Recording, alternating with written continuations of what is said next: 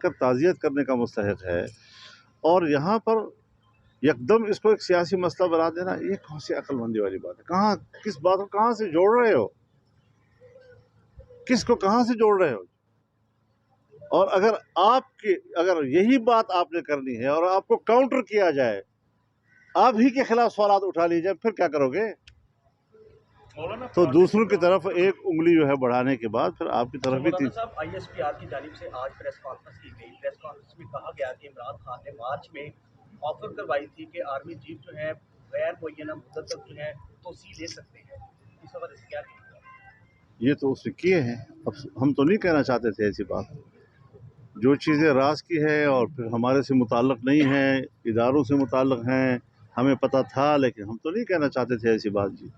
آج تو ساری چیزیں تشت تمام ہو گئی نا، اس کا اصل چہرہ جو ہے وہ روز بروز آپ کے سامنے واشگاف ہوتا چلا جائے گا۔ یہ ایک تسلسل کے ساتھ وہ واشگاف ہوتا جا رہا ہے، بے نقاب ہوتا جا رہا ہے، اور یہ وقت کے ساتھ ساتھ انشاءاللہ ہم اس کو کیفر کردار تک پہنچائیں گے۔ ہم نے بھی یہ عزم کیا ہوا ہے کہ اسرائیل بین الاقوامی ایجنڈا اور اس کی بنیاد پر اس کے ایجنٹ کو پاکستان میں سیاست نہیں کرنے دیں گے انشاءاللہ۔ پروجیکٹ عمران خان آپ سمجھتے ہیں کہ ختم ہو گیا یا ابھی بھی ملک کے کسی کونے سے اس کو اس کی ڈوری ہلائی جا سکتی ہے؟ کون؟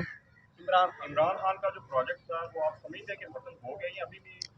دیکھیے، جو ملک کو نہیں دیکھتے، جو ریاست کو ثانوی حیثیت دیتے ہیں اور اپنے ذات کے مستقبل کے لیے سوچتے ہیں، شاید ایسے عناصر اب بھی ان کے پیچھے ہوں، لیکن ان کو بھی شکست دینا ہوگی۔ اچھا مولانا صاحب، ISI کی جانب سے پاکستان کی تاریخ میں آج پہلی پریس کانفرنس کی گئی اور اس میں کہا گیا کہ رات کے اندھیرے میں عمران خان جو ہے ہمارے ساتھ مذاکرات کے لیے تیار ہوتا تھا، صبح عمران خان جو ہے اپنے الفاظ تبدیل کر لیتے تھے۔ اس حوالے سے آپ کیا کہیں گے؟ بالکل حقیقت ہے، یعنی جو عمران خان کی اصل حقیقت ہے آج اس کا صحیح چہرہ دنیا کے سامنے رکھا گیا ہے۔ یہی وہ کچھ ہے، یہی تھا، یہی رہے گا۔ اچھا سر، کل فیصل بابا صاحب نے ایک پریس کانفرنس میں کہا کہ عمران خان جو لانگ مارچ کرنے جا رہے ہیں خون ہی خون اور لاشیں ہی لاشیں نظر آ رہی ہیں، کیا آپ سمجھتے ہیں کہ جو لانگ مارچ ہے تصادم کی طرف لے کے جا رہے ہیں ملک میں؟ دیکھیے، بات یہ ہے کہ ویسے بھی اس کے ساتھ لوگوں نے آنا نہیں ہے۔